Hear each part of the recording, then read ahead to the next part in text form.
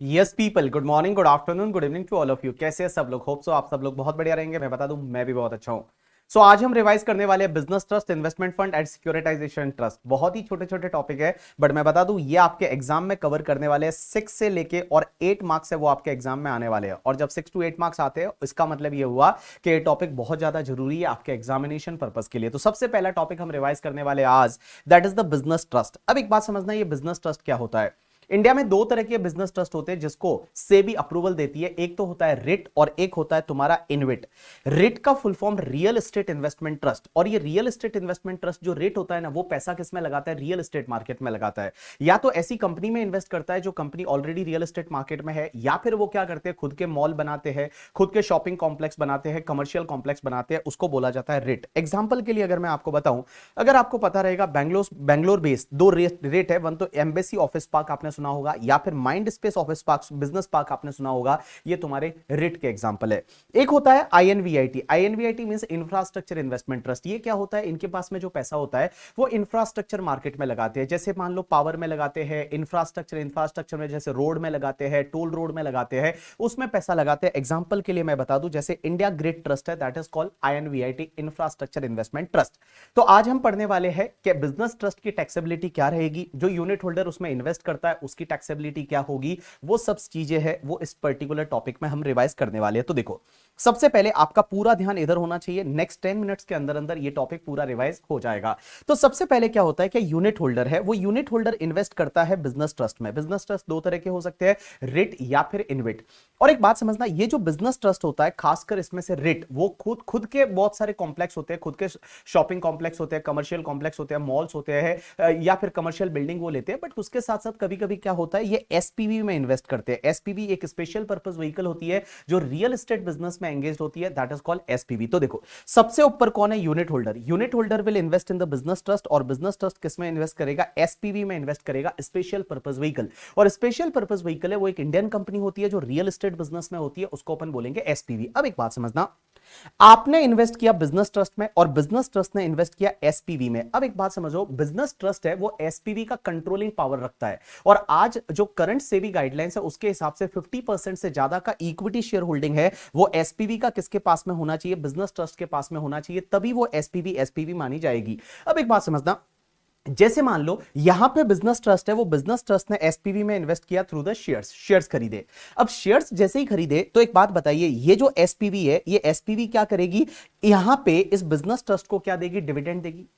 SPV जो है वो एसपीवी बिजनेस ट्रस्ट को क्या देगी? डिविडेंड देगी। अब आपको ये देखना है कि भैया जैसे ही डिविडेंड यहां पे एसपीवी ने बिजनेस ट्रस्ट को दिया, बिजनेस ट्रस्ट के हाथ में ये डिविडेंड एग्जेम्प्ट हो जाएगा अंडर सेक्शन 1023 एफसी। एक सेक्शन हुआ करती है 1023 एफसी, और 1023 एफसी में ये डिविडेंड यहां बिजनेस ट्रस्ट के हाथ में पूरा एग्जेम्प्ट हो जाएगा। लेकिन सर, अगर मान लो ये जो डिविडेंड है, ये डिविडेंड जब यूनिट होल्डर को बांटा जाएगा, तो क्वेश्चन ये आता है, यूनिट होल्डर के हाथ में ये डिविडेंड टैक्सेबल होगा या नहीं?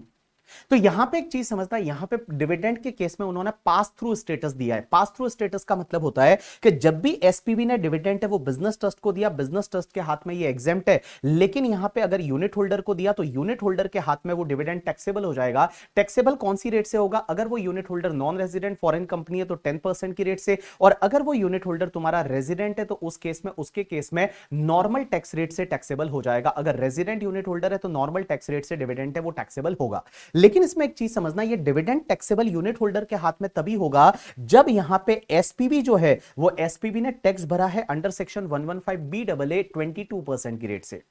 मींस यहां पे जो एसपीवी है, एसपीवी ने अगर मान लो 22% की रेट से टैक्स भरा है, तो ही ये डिविडेंड यहां पे यूनिट होल्डर के हाथ में टैक्सेबल होगा। बट अगर एसपीवी ने कंसेशनल रेट 22% की रेट से टैक्स नहीं भरा, उन्होंने 25 या 25% या 30% की रेट से टैक्स भरा है, तो डिविडेंड बेटा यहां पे यूनिट होल्डर के हाथ में भी पूरा एग्जेम्प्ट हो जाएगा। तो देखिए, मैंने जो बताया एक बार मैं क्विकली वापस से रिवाइज कर रहा हूं। देखो, सबसे पहले आप यूनिट होल्डर हो, आप इन्वेस्ट किस में करोगे? बिजनेस ट्रस्ट में करोगे। बिजनेस ट्रस्ट है वो एसपीवी में इन्वेस्ट करेगा। एसपीवी से डिविडेंड मिलता है, वो डिविडेंड यहां बिजनेस ट्रस्ट के हाथ में एग्जेम्प्ट है ऑल केसेस में।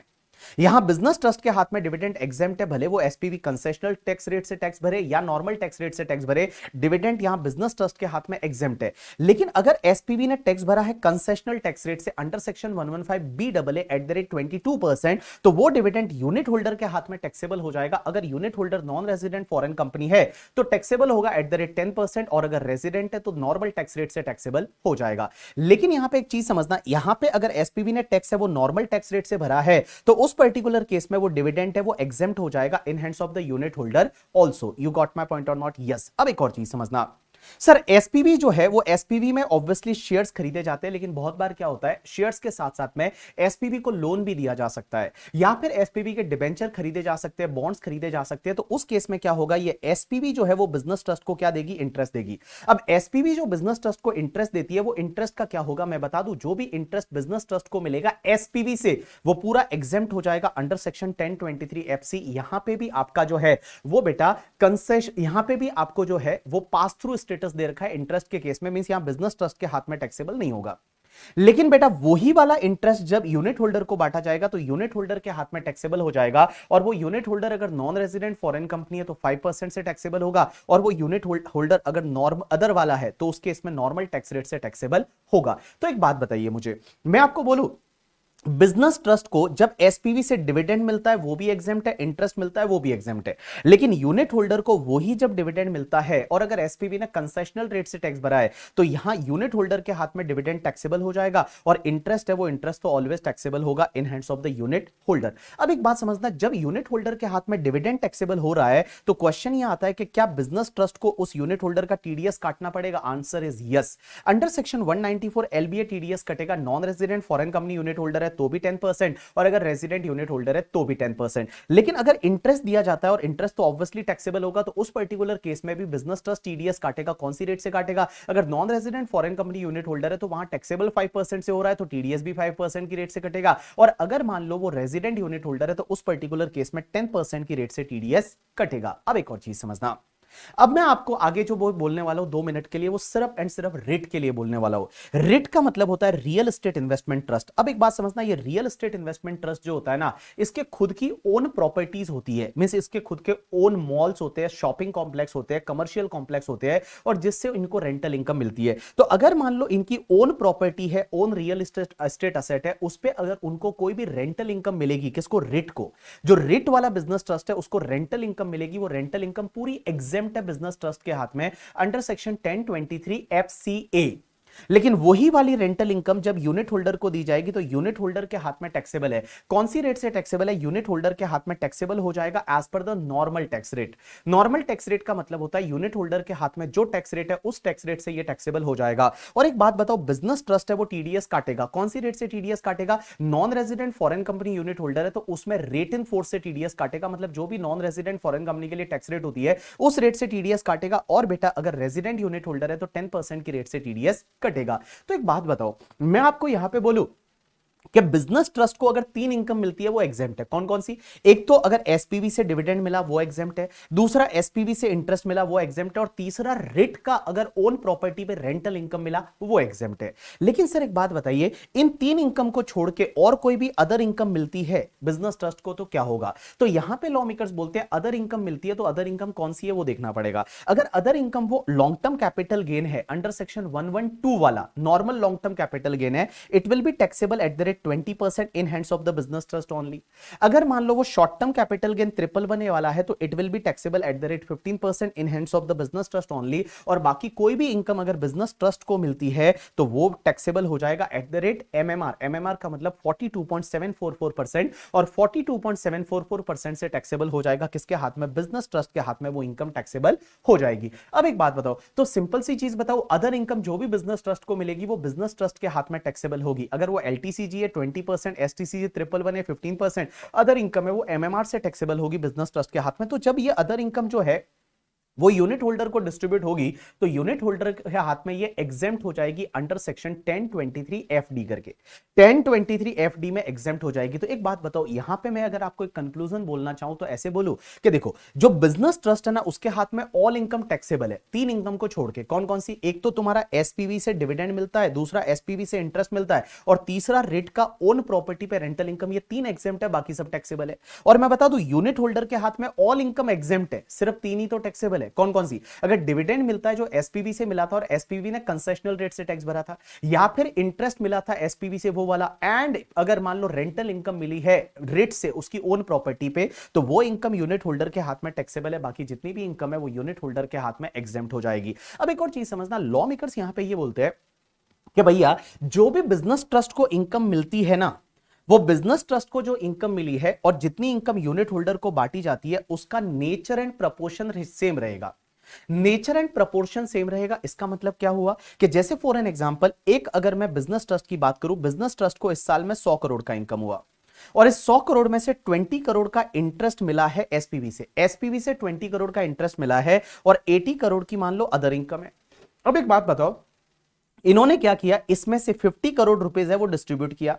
तो 50 करोड़ जब यूनिट होल्डर को डिस्ट्रीब्यूट किया जाएगा तो उनके हाथ में नेचर एंड प्रपोर्शन सेम रहेगा। मींस ये माना जाएगा कि 50 करोड़ में 10 करोड़ का तो इंटरेस्ट है, 10 करोड़ रुपीस का क्या है? इंटरेस्ट है। 10 करोड़ रुपीस का इंटरेस्ट है एसपीवी वाला, और बेटा 40 करोड़ रुपीस का अदर इनकम है करके, 40 करोड़ का अदर इनकम है। इसका मतलब यह हुआ कि एक बात बताओ, जैसे मैं एक यूनिट होल्डर हूं और मेरे को 10,000 मिला, तो मेरे हाथ में क्या होगा? 20 करोड़ का इंटरेस्ट माना जाएगा। मींस 10,000 में 2,000 रुपीस इंटरेस्ट माना जाएगा एसपीवी वाला और बाकी 8,000 अदर इनकम माना जाएगा। और जो इंटरेस्ट आ रहा है एसपीवी से 2,000 वो मेरे लिए टैक्सेबल हो जाएगा और बाकी वाला मेरे लिए एग्जेम्प्ट हो जाएगा। सो इन सिंपल वर्ड मैं बता दूं, जो भी बिजनेस ट्रस्ट को इनकम होती है उसमें से जितनी इनकम डिस्ट्रीब्यूट की जाती है यूनिट होल्डर को, तो यूनिट होल्डर के हाथ में उसका नेचर एंड प्रपोर्शन सेम रहेगा। नेचर का मतलब वो जिस नेचर की इनकम है वो उसी नेचर की रहेगी और उसका प्रपोर्शन भी उसी नेचर का रहेगा। यू गॉट माय पॉइंट और नॉट? यस। अब एक और चीज समझना, अगर मान लो आपके पास में यूनिट है किसकी? बिजनेस ट्रस्ट की, और बिजनेस ट्रस्ट की यूनिट को अगर आप बेचते हो तो क्या होगा? देखो बिजनेस ट्रस्ट की यूनिट अगर आप बेचते हो, पहली चीज तो बिजनेस ट्रस्ट की यूनिट के केस में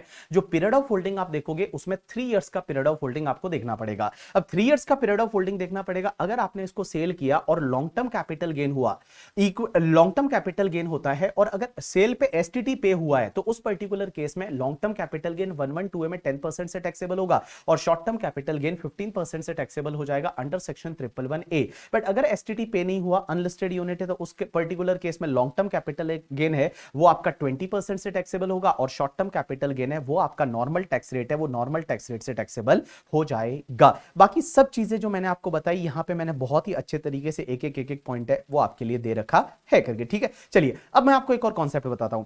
एक कॉन्सेप्ट आता है that is the sponsor. Sponsor क्या होता है कि मान लो ये जैसे इंडियन कंपनी है और इस पर्टिकुलर इंडियन कंपनी एसपीवी जो है वो पहले एसपीवी नहीं थी, उसके सब शेयर होल्डर अपन थे। मान लो we are the 100% share holder of the SPV. अब मुझे क्या करना है? बिजनेस ट्रस्ट बनाना है। तो बिजनेस ट्रस्ट बनाने के लिए क्या करना पड़ेगा? इस एसपीवी के शेयर्स अपने को डाइल्यूट करने पड़ेंगे।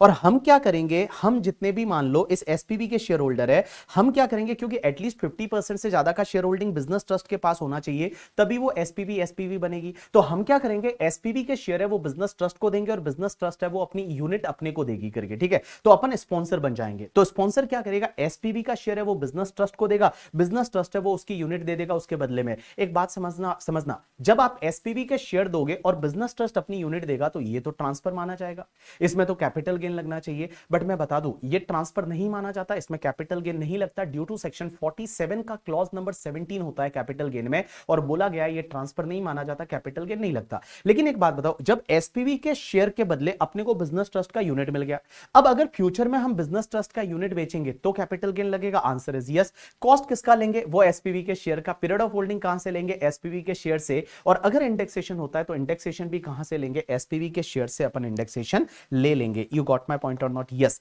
तो ये वाला कॉन्सेप्ट यहां पे पॉइंट नंबर 9 में दे रखा है। अब एक और चीज समझना यहां पे बेटा कि आपका जो बिजनेस ट्रस्ट होता है ना, बिजनेस ट्रस्ट को अपना रिटर्न फाइल करना मैंडेटरी है। Means every year that business trust has to file the return, उसको अपना रिटर्न फाइल है वो रिटर्न फाइल करना ही पड़ेगा। और आज की डेट में एसपीवी किसको बोलते हैं? जिसमें बिजनेस ट्रस्ट है वो 50% और मोर का इक्विटी शेयर होल्डिंग रखता है, वोटिंग पावर रखता है, उसको अपन एसपीवी बोलते हैं। So this is the completion of this topic. But एक बात समझना, ये टॉपिक से रिलेटेड मैंने आपको जो क्वेश्चन दे रखे हैं, आप कंपाइलर में जाएंगे, टॉपिक नंबर 36 में क्वेश्चन नंबर 1 है वो करेंगे, और उसके साथ साथ में एक टॉपिक नंबर 28 का क्वेश्चन नंबर 33 है, जिसमें वो नॉन रेजिडेंट टॉपिक वाले में मैंने क्वेश्चन दे रखा है, वो क्वेश्चन करेंगे। तो ये दो क्वेश्चन करेंगे, आपका बिजनेस ट्रस्ट वाला फंडा है वो क्लियर हो जाएगा। अब अपन बात करते हैं एक अगले टॉपिक की, that is taxation of the investment fund. Investment fund जो होते हैं ना, वो बेसिकली तीन तरह के ऑल्टरनेट इन्वेस्टमेंट फंड होते हैं, एक तो कैटेगरी 1, एक कैटेगरी 2 एंड कैटेगरी 3। कैटेगरी 3 यहां पे कवर नहीं होता।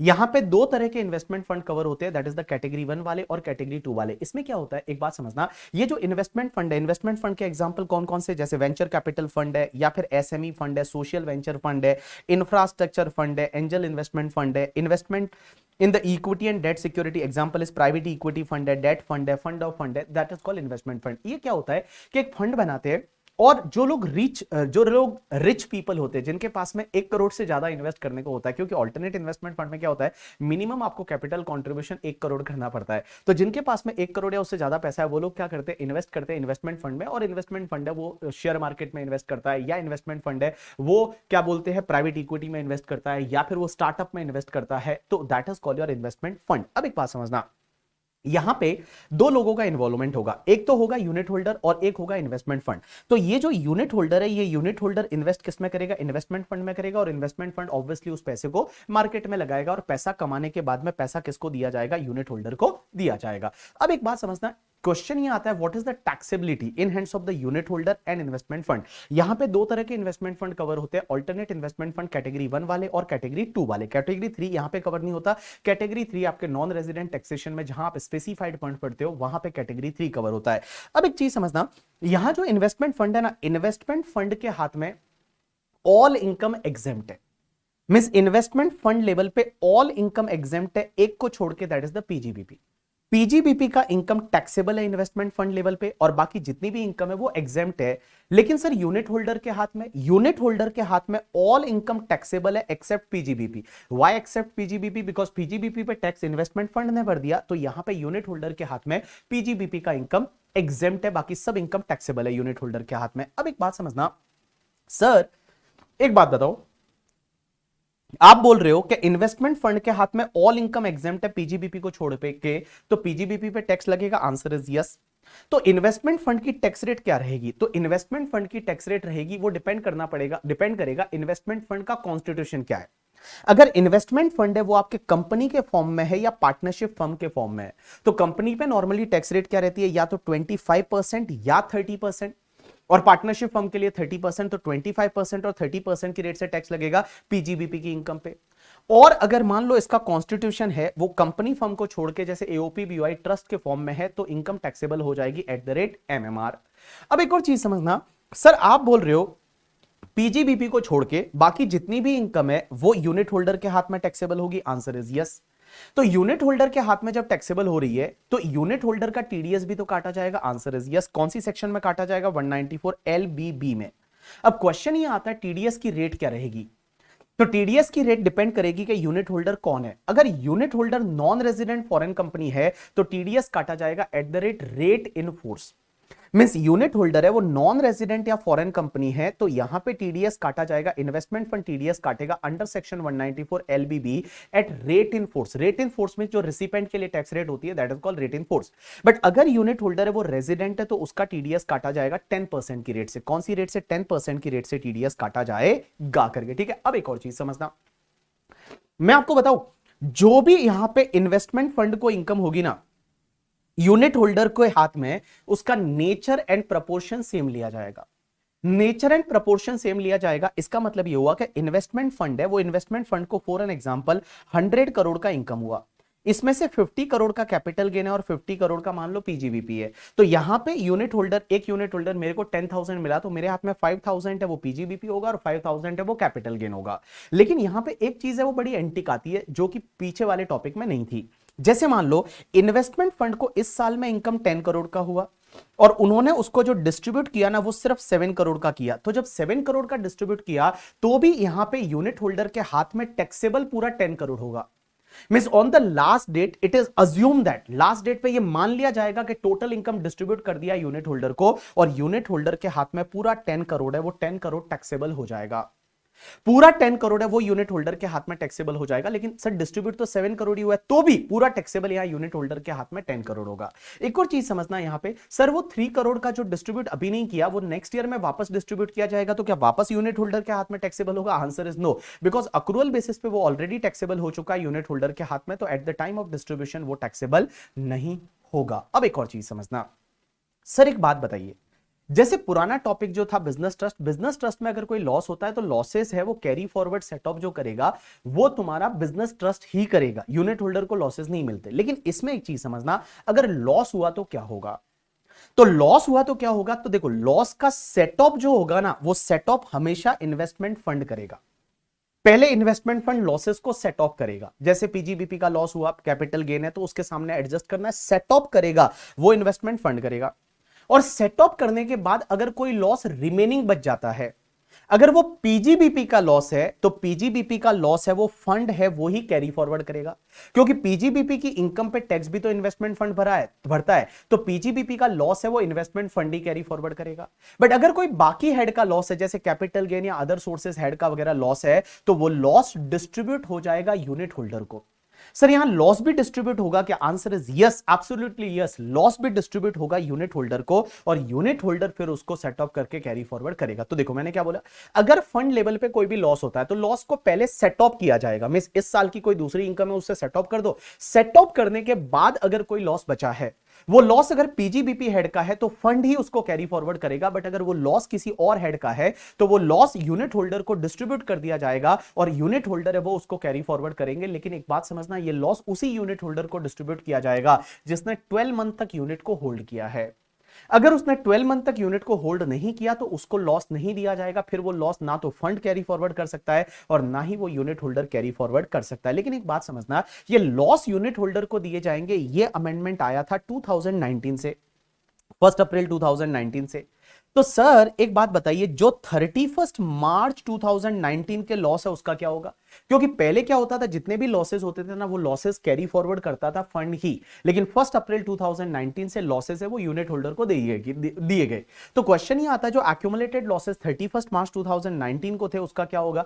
तो लॉ मेकर्स बोलते हैं कि पीजीबीपी को छोड़ के बाकी जो भी लॉसेस 31 मार्च 2019 को फंड के हाथ में थे वो 31 मार्च 2019 को जितने भी यूनिट होल्डर है वो यूनिट होल्डर को डिस्ट्रीब्यूट कर दिए जाएंगे। बट ऑब्वियसली वो वाला क्वेश्चन आपको नहीं पूछा जाएगा, आपको करंट ईयर के लॉसेस से रिलेटेड होगा। तो आप हमेशा ध्यान रखना, पहले सेट ऑफ फंड लेवल पे होगा, उसके बाद देखना है लॉसेस कितना है। अगर वो पीजीबीपी का लॉसेस है फंड कैरी फॉरवर्ड करेगा, अदर लॉसेस है वो यूनिट होल्डर को पास ऑन कर दिया जाएगा। और इससे रिलेटेड एक क्वेश्चन दे रखा है, that is question number 2 topic number 36 का, वो आप देख लीजिएगा, ठीक है। उसके बाद में एक कॉन्सेप्ट आता है, that is the securitisation trust. Securitisation trust क्या होता है कि जैसे एचडीएफसी बैंक है, एचडीएफसी बैंक ने लोन दे दिया, तो लोन दिया एचडीएफसी बैंक ने, वो उनकी असेट मानी जाती है, ठीक है। अब वो असेट मानी जाती है बट उनके पास तो पैसे है ही नहीं अब लोन देने के लिए, तो वो क्या करते हैं, वो जो लोन एज असेट है ना उसको एज इट इज किसी सिक्योरिटाइजेशन ट्रस्ट को एज इट इज उसको सेल कर दिया जाता है। और सिक्योरिटाइजेशन ट्रस्ट है वो ऐसी एक्टिविटी करता है, उससे वो प्रॉफिट वगैरह कमाता है और लोन की रिकवरी फिर होगी वो सिक्योरिटाइजेशन ट्रस्ट को दी जाएगी। आपने ये कॉन्सेप्ट पढ़ा होगा securitisation in the intermediate as well as आपने एसएफएम में पढ़ा होगा, आपने सरफेस ही करके और पढ़ा होगा। तो सिक्योरिटाइजेशन ट्रस्ट के केस में सर टैक्स ट्रीटमेंट क्या होगा, तो मैं बता दूं, देखो सिक्योरिटाइजेशन ट्रस्ट में लोग इन्वेस्टर होते हैं, वो इन्वेस्टमेंट करते हैं सिक्योरिटाइजेशन ट्रस्ट में। सिक्योरिटाइजेशन ट्रस्ट है वो सिक्योरिटाइजेशन एक्टिविटी करता है और उससे जो भी पैसा कमाता है वो पैसा है वो इन्वेस्टर को देता है। तो एक बात समझना, यहां पे लॉ मेकर्स ये बोलते हैं कि सिक्योरिटाइजेशन ट्रस्ट है ना उसकी जितनी भी इनकम होगी वो पूरी एग्जेम्प्ट है। सिक्योरिटाइजेशन ट्रस्ट की सिक्योरिटाइजेशन एक्टिविटी से जितनी भी इनकम होगी वो पूरी एग्जेम्प्ट है, लेकिन फिर इनकम टैक्सेबल कहां होगी? इनकम टैक्सेबल होगी यूनिट होल्डर या इन्वेस्टर के हैंड में।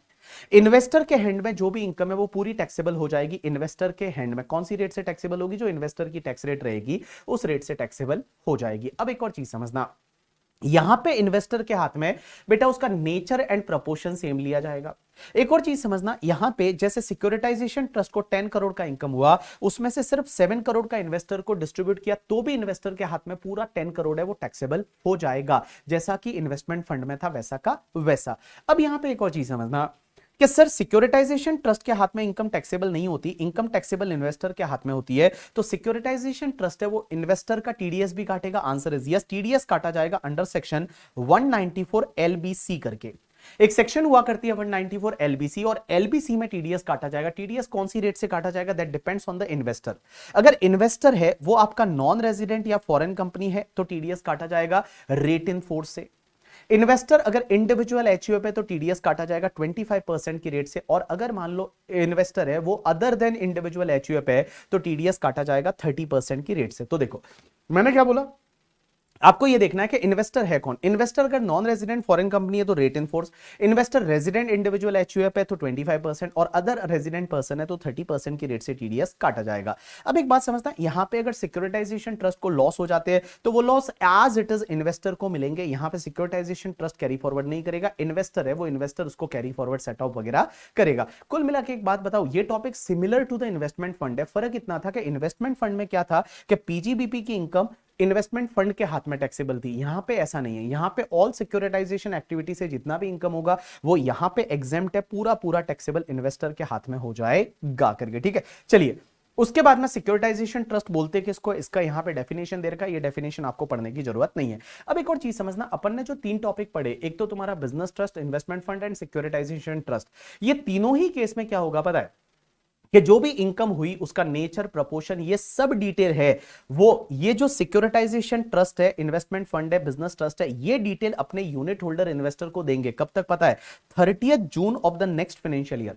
मतलब इस प्रीवियस ईयर का इनकम हुआ तो नेक्स्ट ईयर के 30th जून तक ये डिटेल है वो देनी पड़ेगी यूनिट होल्डर इन्वेस्टर को। तो इन्वेस्टर अपना रिटर्न फाइल करते टाइम उसको पता चले कि इनकम का नेचर क्या है, प्रपोर्शन क्या है, कितना टैक्सेबल होगा, कैसे होगा, वो करना है। उसके साथ साथ में इसकी डिटेल है वो डिटेल देनी पड़ेगी इनकम टैक्स डिपार्टमेंट को, और किसको, सीआईटी पीसीआईटी को देनी पड़ेगी, इनकम टैक्स अथॉरिटी को ये लोग देंगे। और ये डिटेल कब तक देंगे, 30th नवंबर तक, 30th November of assessment year. लेकिन इसमें इन्वेस्टमेंट फंड के केस में यहां पे लिखा हुआ है कि इन्वेस्टमेंट फंड को ये डिटेल 15th जून तक देनी पड़ेगी। तो इनकम टैक्स डिपार्टमेंट को, सीआईटी पीसीआईटी को ये लोग डिटेल कब देंगे, अगर बिजनेस ट्रस्ट है या सिक्योरिटाइजेशन ट्रस्ट है तो 30th November of assessment year, और अगर इन्वेस्टमेंट फंड है तो 15 June of the assessment year तक ये डिटेल है वो इनकम टैक्स डिपार्टमेंट को देनी पड़ेगी। उसके बाद तुम्हारा जो मैथ टॉपिक है, मैथ टॉपिक में आपका कोई भी अमेंडमेंट नहीं है। तो जो लास्ट ईयर वाला रिवीजन लेक्चर था वो एज इट इज आपका री अपलोड होने वाला है। तो आप बोलोगे सर पुराना वाला री अपलोड होगा, आंसर इज यस, बिकॉज कोई भी चेंज नहीं है, सिंगल चेंज नहीं है। अगर चेंज होता तो मैं इसमें कुछ चेंज करा के कर लेता, बट चेंज नहीं है तो एज इट इज वो अपलोड होगा। अगर मैं ऑल्टरनेट ये क्या बोलते हैं, ऑल्टरनेट मिनिमम टैक्स एएमटी की बात करूं तो इसमें भी कोई चेंज नहीं है, तो एज इट इज वही वाला लेक्चर री अपलोड होगा। लेकिन इसमें एक चीज आप नोटिस करना कि आपके कोऑपरेटिव सोसाइटी के केस में लास्ट ईयर तक एएमटी का रेट है वो 18.5% था। इस बार से कोऑपरेटिव सोसाइटी के लिए एएमटी का रेट है वो आपका 15% हो गया है। कोऑपरेटिव सोसाइटी के लिए एएमटी का रेट है वो आपका 15% हो गया है। ये छोटा सा एक अमेंडमेंट है। उसके बाद में कोऑपरेटिव सोसाइटी वाला एक छोटा सा टॉपिक है, डिडक्शन अंडर चैप्टर 6 से, इसमें कोई चेंज नहीं है, एज इट इज पुराना वाला लेक्चर है वो आपका अपलोड होगा यहां पे। एक और टॉपिक रिवाइज कर लेते हैं, that is the cooperative society. अब एक बात समझता, कोऑपरेटिव सोसाइटी टॉपिक नंबर 22 है, बड़ा ही छोटा सा टॉपिक है। ये टॉपिक क्या बोलता है, पहली चीज तो कोऑपरेटिव सोसाइटी के लिए टैक्स रेट क्या होती है, ये ऑलरेडी अपन फर्स्ट टॉपिक में पढ़ चुके हैं। कोऑपरेटिव सोसाइटी के लिए टैक्स रेट होती है up to 10,000 net taxable income 10%, 10,000 to 20,000 20%, more than 20,000 30%। Cooperative society के केस में सरचार्ज लगता है, बट यहां सरचार्ज में अमेंडमेंट है। सरचार्ज कैसे है, अगर कोऑपरेटिव सोसाइटी का net taxable income is more than 1 crore up to 10 crore surcharge लगेगा 7%, मोर देन 10 करोड़ सरचार्ज लगेगा 12%, लाइक अ डोमेस्टिक कंपनी। यहां पे हेल्थ एंड एजुकेशन सेस है वो 4% है। अब एक और चीज समझना, कोऑपरेटिव सोसाइटी के केस में क्या कोई कंसेशनल टैक्स रेट है, तो आपको ध्यान रखना है, एक सेक्शन डाली हुई है 115 BAD करके, और 115 BAD में 20% की टैक्स रेट का बेनिफिट कोऑपरेटिव सोसाइटी ले सकती है, 22% प्लस 10% प्लस 4%, 25 पॉइंट समथिंग का रहता है करके, ठीक है। वो टैक्स रेट से कोऑपरेटिव सोसाइटी अपना टैक्स है वो पे कर सकती है instead of this particular tax rate. उसके बाद में अभी एक और चीज मैंने आपको बताई कि कोऑपरेटिव सोसाइटी के केस में एएमटी नहीं लगता है अगर 115 BAD ले लेती है, बट अगर एएमटी लगता है तो कोऑपरेटिव सोसाइटी के केस में एक अमेंडमेंट हुआ, रेजिडेंट कोऑपरेटिव सोसाइटी है तो एएमटी का रेट है वो आपका 18.5% की जगह आपका 15% हो जाएगा। अब एक चीज समझना, कोऑपरेटिव सोसाइटी है उसको एक डिडक्शन मिलता है एटीपी का, और ये एटीपी का डिडक्शन कैसे मिलता है, क्या मिलता है, समझने की कोशिश करना। तो एटीपी के डिडक्शन में ऐसा है कि यहां पे पार्ट ए जो डिडक्शन है that is the 100% deduction.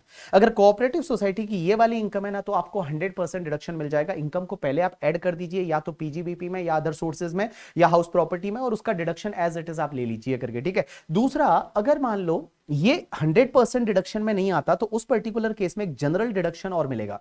General deduction कितना मिलेगा, अगर वो कंज्यूमर कोऑपरेटिव सोसाइटी है तो मैक्सिमम 1 लाख का, और अदर कोऑपरेटिव सोसाइटी है तो मैक्सिमम 50,000 का, ये आपका जनरल डिडक्शन मिलेगा। अब एक बात समझना, कौन कौन सी इनकम ऐसी है जिसपे 100% डिडक्शन मिलेगा। तो 100% डिडक्शन मिलेगा सबसे पहला, अगर कोऑपरेटिव सोसाइटी है वो carrying on the business of providing credit facility to its member, अगर वो अपने मेंबर को क्रेडिट फैसिलिटी देती है, मींस मेंबर को अगर लोन देती है, लेकिन इसमें कोऑपरेटिव बैंक को नहीं है, कोऑपरेटिव बैंक को नहीं मिलेगा डिडक्शन, यहां पे कोऑपरेटिव सोसाइटी को मिलेगा। कोऑपरेटिव बैंक अलग होती है, कोऑपरेटिव सोसाइटी अलग होती है, हम सोसाइटी की बात कर रहे हैं। तो कोऑपरेटिव सोसाइटी क्या करती है, आपने देखा होगा गांव में बहुत सारी कोऑपरेटिव सोसाइटी थी, आजकल तो सब बहुत ही फ्रॉड हो गए एंड ऑल।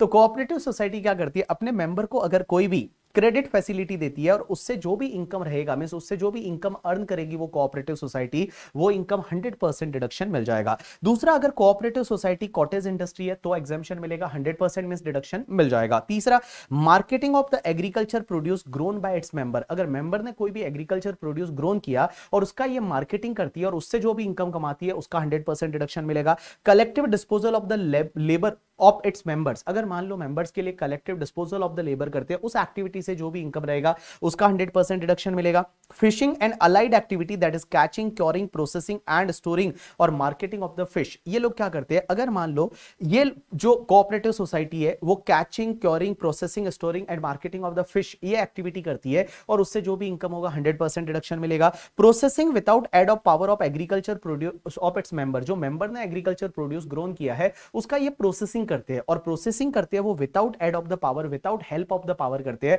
तो उसकी जो भी इनकम होगी 100% डिडक्शन मिल जाएगा। या फिर purchase of the agriculture implement, seeds, livestock and other agriculture article for the purpose of supplying them to the member, means ये क्या करते हैं, जैसे बाहर से सीड्स वगैरह खरीदते हैं या एग्रीकल्चर से रिलेटेड इक्विपमेंट खरीदते हैं और वो अपने मेंबर को ही सेल करते हैं, और उससे जो इनकम होगी वो पूरा 100% डिडक्शन मिल जाएगा। उसके बाद में अगर इनको कोई भी डिविडेंड मिलता है या इंटरेस्ट मिलता है from investment with the other cooperative society, किसी और कोऑपरेटिव सोसाइटी को लोन दिया है या किसी और कोऑपरेटिव सोसाइटी से इनको डिविडेंड मिलता है या इंटरेस्ट मिलता है, तो उस पर्टिकुलर केस में वो पूरा डिडक्शन मिल जाएगा। Income from letting out of the godown और वेयरहाउस, इनका गोडाउन या वेयरहाउस है उसको लेट आउट करते हैं, उससे जो इनकम मिलेगा 100% डिडक्शन मिल जाएगा। या फिर सप्लाई ऑफ द मिल्क और ऑयल सीड्स और फ्रूट्स और vegetable by primary society to the federal cooperative society या गवर्नमेंट या लोकल अथॉरिटी या गवर्नमेंट कंपनी और statutory corporation engaged in the supplying milk, fruits etcetera etcetera. अब एक बात समझना, आपने देखा होगा गांव में छोटी छोटी कोऑपरेटिव सोसाइटी होती है, वो क्या करती है कि जो भी मिल्क रहता है वो अपने मेंबर से मिल्क लेती है और वो मिल्क जो होता है वो फेडरल कोऑपरेटिव सोसाइटी को बेचती है। Federal cooperative society example is Amul, Amul is one federal cooperative society जो मल्टी स्टेट्स में वगैरह है। तो यहां पे एक बात समझना, अगर मान लो वो कोऑपरेटिव सोसाइटी ने मिल्क वगैरह अपने मेंबर से लिया और वो उन्होंने अमूल को बेचा, उससे जो भी इनकम हुआ उनका वो 100% डिडक्शन मिल जाएगा। या फिर वो मिल्क वगैरह है गवर्नमेंट, लोकल अथॉरिटी या किसी भी गवर्नमेंट स्टैट्यूटरी कॉर्पोरेशन को दिया, तो उससे जो भी इनकम होगा वो 100% डिडक्शन मिल जाएगा। तो कुल मिला के मैं आपको बताऊं, ये जो नाम है आप 4-5 बार ये लाइंस पढ़ोगे आपको समझ में आ जाएगा। तो ये जो इनकम होती है उसका आपको 100% डिडक्शन मिल जाएगा कोऑपरेटिव सोसाइटी को, और इसको छोड़ के बाकी वाली इनकम जो रहेगी उस पे एक जनरल डिडक्शन मिलेगा। जनरल डिडक्शन कितना मिलेगा, अगर वो कंज्यूमर कोऑपरेटिव सोसाइटी है तो 1 लाख और अदर कोऑपरेटिव सोसाइटी है तो 50,000 का मिल जाएगा। अब यहां पे एक चीज समझना, आपको इसके क्वेश्चन कहां पे मिलेंगे, तो आप एक काम करिए, एक तो कंपाइलर में क्वेश्चन नंबर 21 पे जाइए जो टॉपिक नंबर 18 में दे रखा है, एक क्वेश्चन नंबर 5 पे जाइए जो टॉपिक नंबर 37 में दे रखा है, और एक क्वेश्चन तुम्हारा जेन 2021 एग्जाम का 5B करके, ये 3 क्वेश्चंस है जो कोऑपरेटिव सोसाइटी से रिलेटेड है। वो 3 क्वेश्चंस अगर आप देख के जाओगे आपका काम बन जाएगा करके, ठीक है। तो चलिए यहां पे आज अपन यहीं पे रुकेंगे, इससे आगे नहीं बढ़ेंगे। आज का बहुत ही छोटा रिवीजन लेक्चर था जिसमें मैंने आपको 3-4 छोटे छोटे टॉपिक कराए, और ये वाला जो टॉपिक है इससे रिलेटेड मैं आपको वीडियो देने वाला हूं जैसा मैंने आपको बोला। उसके बाद में आपका जो मेजर रिवीजन का टॉपिक रहेगा वो असेसमेंट प्रोसीजर और अपील रहेगा, और मैं ट्राई करूंगा अगला लेक्चर जो है वो असेसमेंट प्रोसीजर अपील से ले लूं, और उसका अगला लेक्चर जो है फिर आपका जो है वो मैं आपके नॉन रेजिडेंट टैक्सेशन वगैरह उसमें जाऊं, और मैं इस बार ट्राई करूंगा और भी छोटे छोटे टॉपिक्स है जो मैं रिवीजन लेक्चर्स में कवर करने का ट्राई करूंगा, ठीक है। चलिए, so thanks a lot people, that's enough for today from my side, और बाकी सब लोग पढ़ाई करते रहिए करके, ठीक है। बिकॉज अपने मरने से ही स्वर्ग दिखने वाला है, ऐसा हमारे यहाँ पे बोला जाता है कि अगर मान लो आपको स्वर्ग दिखना है ना, तो खुद को मरना पड़ेगा, खुद को मेहनत करनी पड़ेगी, आपको रेस्पॉन्सिबिलिटी लेनी पड़ेगी अपनी लाइफ की, और लाइफ में आगे बढ़ना है तो मेहनत तो करनी पड़ेगी, कुछ ना कुछ एक्स्ट्रा ऑर्डिनरी तो करना पड़ेगा। इस दुनिया में एक बात बताऊं, जो भी जितने भी लोग आगे गए हैं उन्होंने कुछ ना कुछ तो एक्स्ट्रा ऑर्डिनरी किया है। बहुत बार आप लोग बोलते हैं कि नहीं यार उसका तो लक अच्छा था, उसके साथ में तो लक रहा, लक नहीं होता है। लक भी उसी के साथ में रहता है जो मेहनत करता है, जो अच्छे से प्रिपेयर करता है। बिकॉज लाइफ में अपॉर्चुनिटी सबको मिलती है, और जब आपको अपॉर्चुनिटी मिले उस दिन आप रेडी हो या नहीं उस अपॉर्चुनिटी को ग्रैब करने के लिए, वो बहुत ज्यादा जरूरी होता है करके, ठीक है। तो दुनिया को रेस्पेक्ट करिए, लोगों को रेस्पेक्ट करिए, बहुत बड़ी चीज होती है रेस्पेक्ट करना। आप दुनिया को रेस्पेक्ट करिए और लोगों को रेस्पेक्ट करिए, चीजों को रेस्पेक्ट करिए। आप जो बुक पढ़ते हो बुक को भी रेस्पेक्ट दिया करिए, लाइफ में बहुत ज्यादा जरूरी है। बिकॉज आगे बढ़ना है तो हर चीज है उसको रेस्पेक्ट दीजिए और मेहनत करते रहिए, और जो आपके हाथ में है उस पे उसके बारे में सोचिए, जो आपके हाथ में नहीं है उसके बारे में आप मत सोचिए करके, ठीक है। चलिए, thanks a lot people, that's enough for today from my side, see you in the next revision lecture.